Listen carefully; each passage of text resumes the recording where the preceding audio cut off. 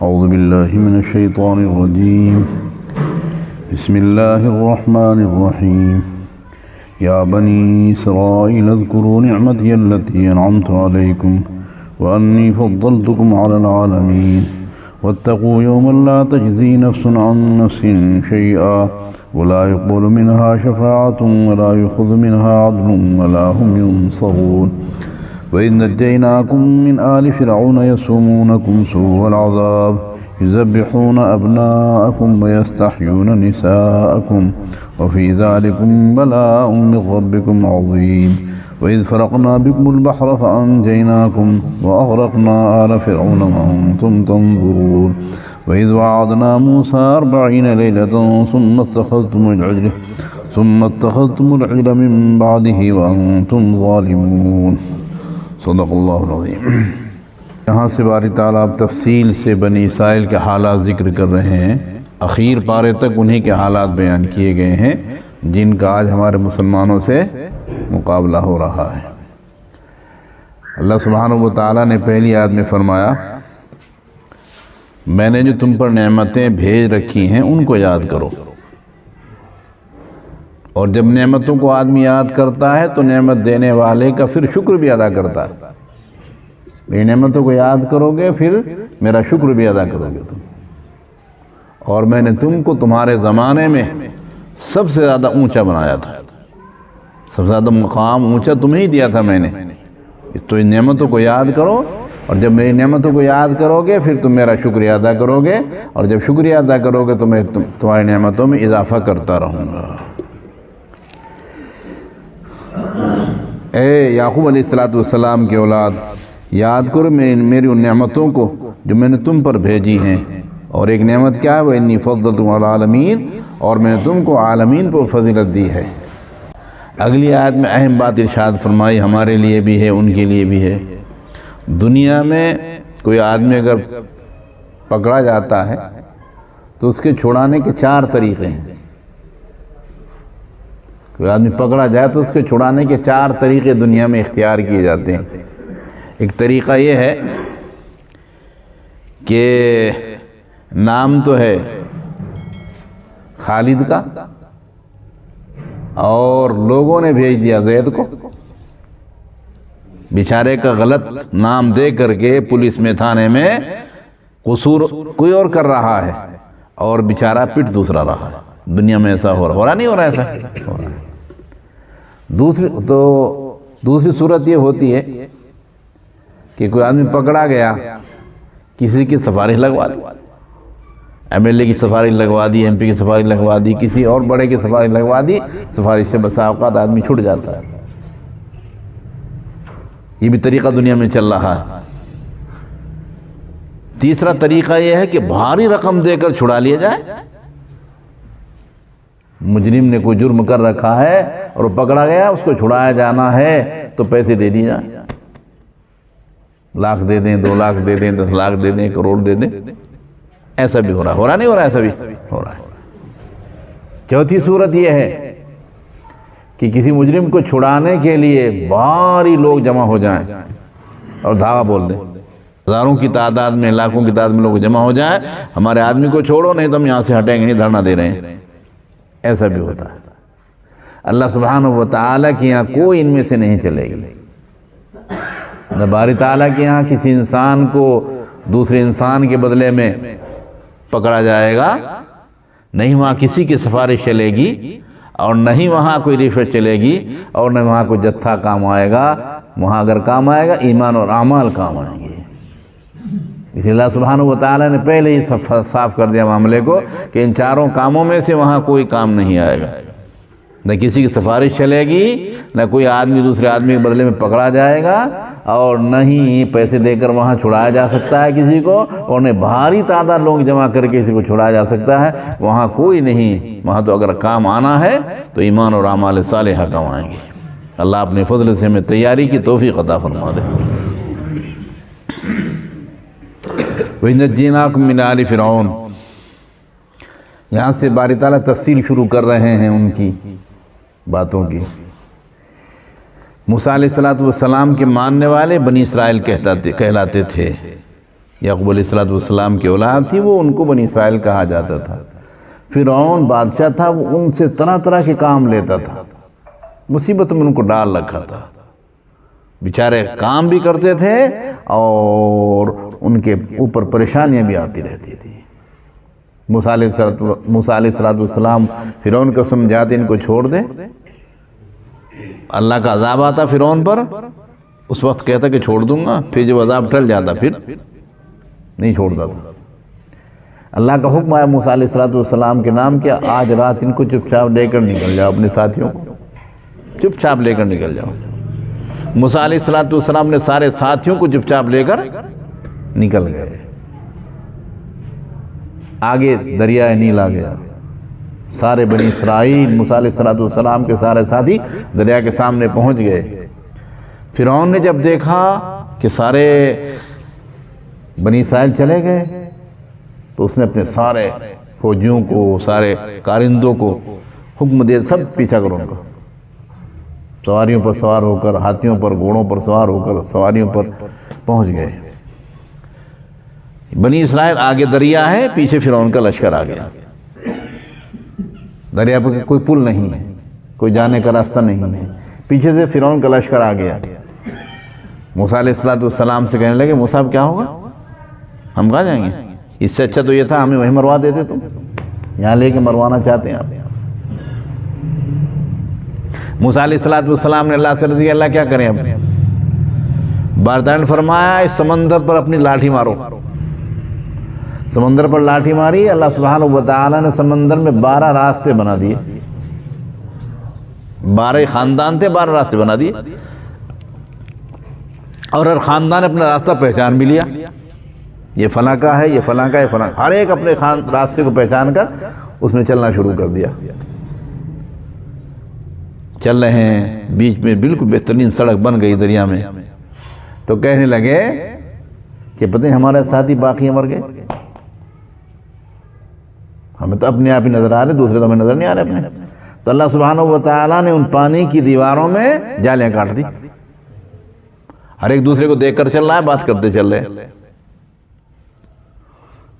پیچھے سے فرعون بھی آ گیا، جانتا تھا فرعون میرے لیے راستہ نہیں بنا ہے، یہ موسیٰ اور اس کے ساتھیوں کے لیے بنا ہے، مگر چونکہ اپنے آپ کو اپنی قوم میں خدا کہلوا رہا تھا تو کہنے لگا اپنے لوگوں سے، دیکھا دریا نے میرے ڈر سے پہلے مجھے راستہ دے دیا، بنا دیا میرے راستہ، گھسنا سمندر میں نہیں چاہتا تھا، جانتا تیرے لیے کیا ہونا ہے۔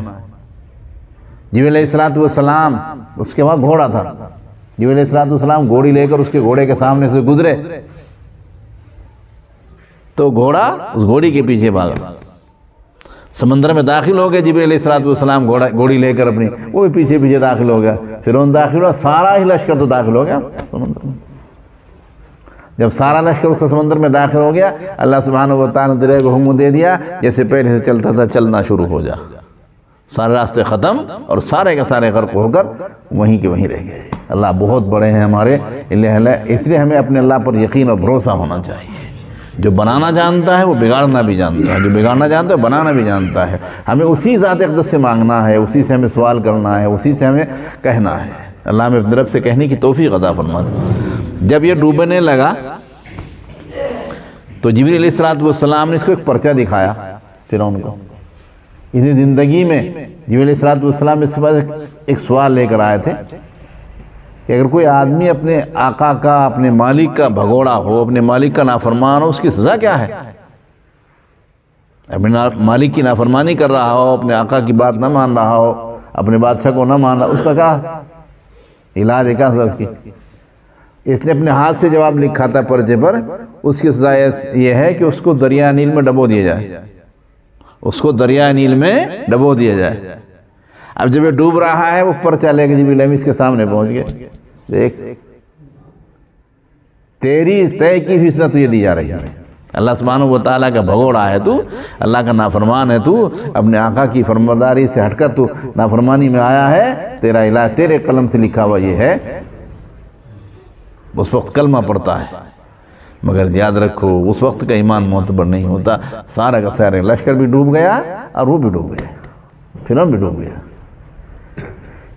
موسیٰ علیہ السلام کے ساتھ ہی پار ہو گئے، عافیت سے پار ہو گئے، مگر ڈر اس کا اتنا بیٹھا ہوا تھا دل میں۔ موسیٰ علیہ السلام نے بتایا وہ بھی ڈوب گیا اور اس کے لشکر بھی، کہ نہیں وہ تو کھیل رہا ہے جنگل میں شکار۔ موسیٰ علیہ السلام کے ساتھ ہی کیا کہہ رہے ہیں، وہ تو جنگل میں شکار کھیل رہا ہے، وہ ڈوبا ڈابا نہیں، وہ ڈوبنے والا نہیں ہے۔ اللہ بہت بڑے ہیں، باری تعالیٰ بہت ہی بڑے ہیں، اللہ کی قدرت عجیب ہے۔ ایک موج آئی سمندر کی اور اس کی لاش کو باہر پھینک دیا، سب نے دیکھ لیا وہ یہ تو فرعون ہی ہے، مرا پڑا ہے۔ تب یقین آیا کہ ہمارا دشمن ختم ہو چکا ہے، اللہ سبحانہ وتعالیٰ نے ہمارے دشمن سے ہمیں بچا لیا ہے۔ پھر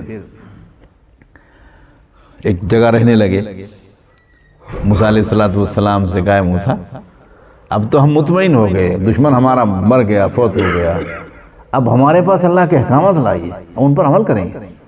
موسیٰ علیہ السلام نے عرض کیا اللہ میری قوم کچھ احکامات مانگ رہی، عمل کے لیے کچھ چاہ رہی ہے۔ اللہ نے فرمایا میرے پاس آ جاؤ طور پر۔ موسیٰ علیہ السلام طور پر چلے گئے، پہاڑ ہے ایک بہت بڑا، چلے گئے، باری تعالیٰ نے فرمایا یہاں 30 دن روزے رکھو، تب تمہیں کتاب دی جائے گی جس پر عمل کریں گے تمہارے ساتھی۔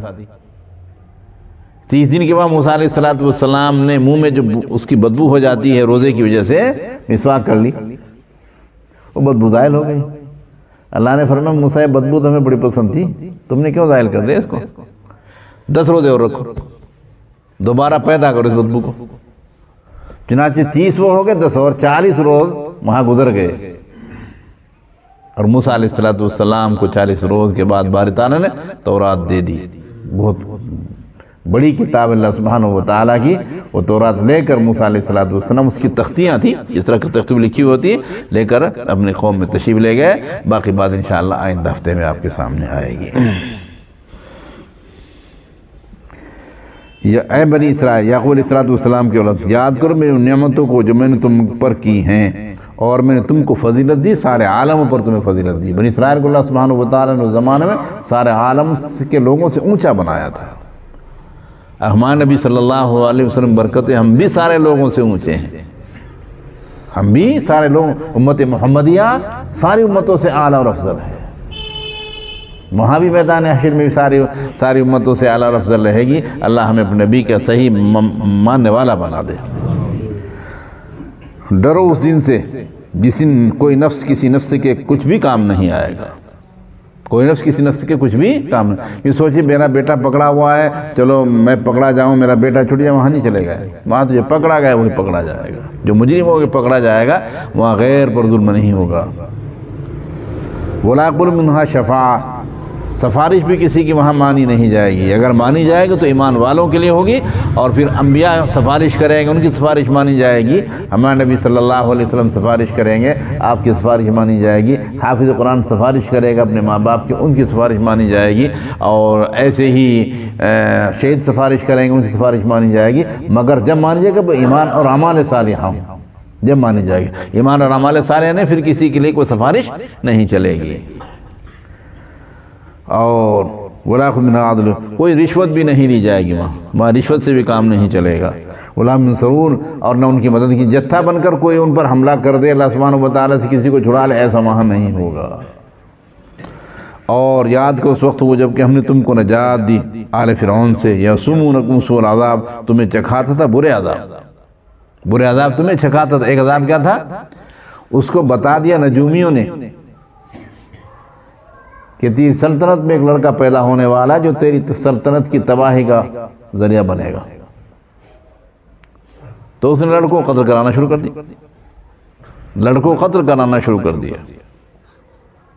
لڑکیوں کو رکھتا تھا، لڑکیوں سے ایک تو خطرہ نہیں تھا، دوسری لڑکیوں سے کام لیتا تھا، گھروں میں کام کرتی تھی لڑکیاں، اس لڑکوں کو قتل کرنا شروع کر دیا۔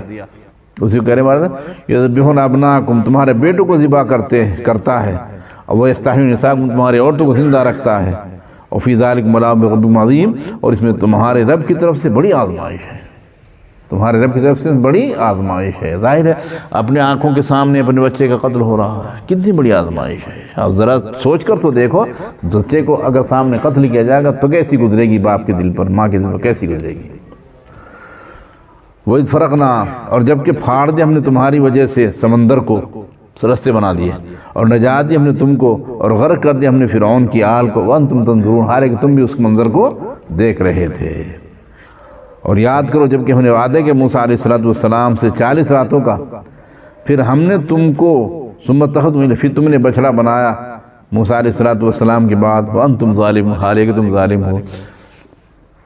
تھوڑی سی بات اور سنیے، جب موسیٰ علیہ السلام وہاں تھے، ان سے وعدہ کر کے گئے تھے 30 دن میں آ رہا ہوں میں، کتاب لے کر آؤں گا تمہارے لیے، تو روزہ رکھا تھا 30ویں دن بھی مسواک کر لی، وہ بوزائل ہو گئے، تو 10 دن اللہ نے حکم اور دے دیا کہ 10 دن کے روزے اور رکھو۔ تو ادھر ایک سامری نام کا شخص تھا، اس نے زیورات جمع کیے سب کے، اور زیورات جمع کر کے اکٹھا کر کے ان کو آگ میں تپایا، اور مٹی اس نے جبریل امی کے گھوڑے کے پیروں کے نیچے کی اٹھائی تھی، جہاں ان کا گھوڑے کا پیر پڑتا تھا تو وہاں ہریالی جم جاتی تھی، تو اس مٹی کو سوچا اس نے بہت قیمتی مٹی ہے، تو اس مٹی کو اٹھا کر اس نے محفوظ رکھ رکھا تھا سامری نے، وہ مٹی اس میں ڈال دی، سونا اور چاند جو پنگلایا ہوا تھا، فوراً بچڑا بن گیا وہ اور بولنے لگ گیا۔ تو کہنے لگا ان سے، اپنے سارے بنی اسرائیل کے لوگوں سے، موسیٰ تو وہاں جنگلوں میں خاک چھان رہے ہیں، پہاڑوں میں گھوم رہے ہیں، خدا تو یہ ہے تمہارا، یہ بچڑا تمہارا خدا ہے۔ اب آپ کے بھائی ہارون بھی نبی تھے، انہوں نے سمجھایا بھائی اس کی بات نہ مانو، تمہارا خدا تو آسمانوں پر ہے، یہ خدا نہیں ہے۔ میں ان کی بات نہیں مانی اور پوجنا شروع کر دیا، بچڑے کو پوجنا شروع کر، اتنا اللہ نے نام کیا، پھر بھی بچڑے کو پوجنا شروع کر دیا۔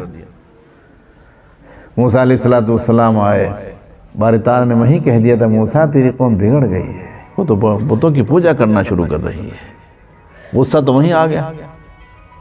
لیکن جب دیکھا واقعی وہ بچڑے کو پوج رہے ہیں تو اتنا غصہ آیا کہ تختیاں بھی ایسے رہ دی، الواح کے الفاظ قرآن مقدس میں تختیوں کو ڈال دیا اور بھائی کی لاڑی پکڑ لی، سر پکڑ لی، بھائی کے جو ہارون تھے نبی تھے ان کی داڑھی پکڑ لی اور ان کے سر کے بال پکڑ کر ان کو ڈانٹنا شروع کر دیا۔